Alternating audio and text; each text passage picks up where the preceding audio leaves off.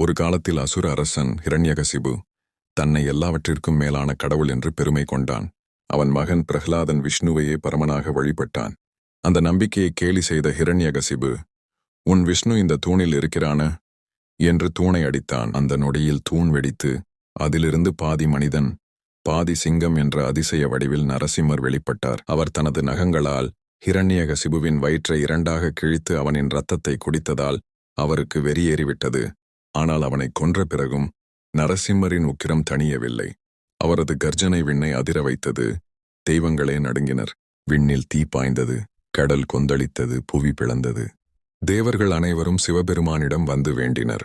இறைவா, நரசிம்மரின் உக்கிரம் தணியவில்லை. உலகமே அழியும் நிலைமைக்கு வந்துவிட்டது. தயவு செய்து காப்பாற்றுங்கள்.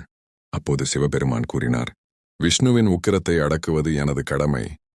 ஆனால் அதற்கான வடிவம் மிக வலிமையானதாக இருக்க வேண்டும். சிவன் தமது உக்கிரமான அவதாரம் சரபேஸ்வரராக மாறினார். சிங்கமுகம், பாதி மனித உடல், பறவையின் இறக்கை, சிங்கத்தின் கால்கள், மேலும் சிங்கத்தை விட 10 மடங்கு வலிமையான ஒரு மிருக வடிவம்.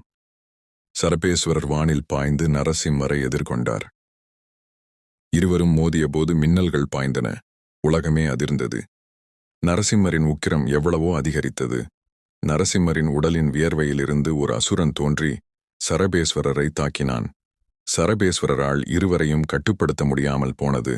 அந்த சமயத்தில் சரபேஸ்வரர் தன்னுடைய நெற்றிக் கண்ணிலிருந்து பிரத்யங்கராதேவியை உருவாக்கினார். பிரத்யங்கராதேவி சிங்கமுகத்துடனும் மனித உடலுடன் இருந்தாள்.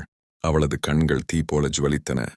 அவள் நரசிம்மரிடமிருந்து தோன்றிய அந்த அசுரனை அழித்தாள். சரபேஸ்வரர் நரசிம்மரை செயல்படாதவாறு பிடித்துக் கொண்டார்.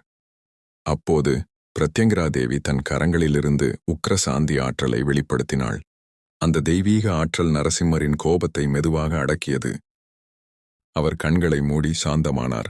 இப்படியாக நரசிம்மரின் கோபத்தை சரபேஸ்வரர் கட்டுப்படுத்தினார். அதன் பின் உலகம் மீண்டும் அமைதியடைந்தது. மேலும் இதுபோன்ற வீடியோக்களை காண நம்முடைய AI தமிழ் என்ற சேனலை சப்ஸ்கிரைப் செய்து நமக்கு ஆதரவு தரவும்.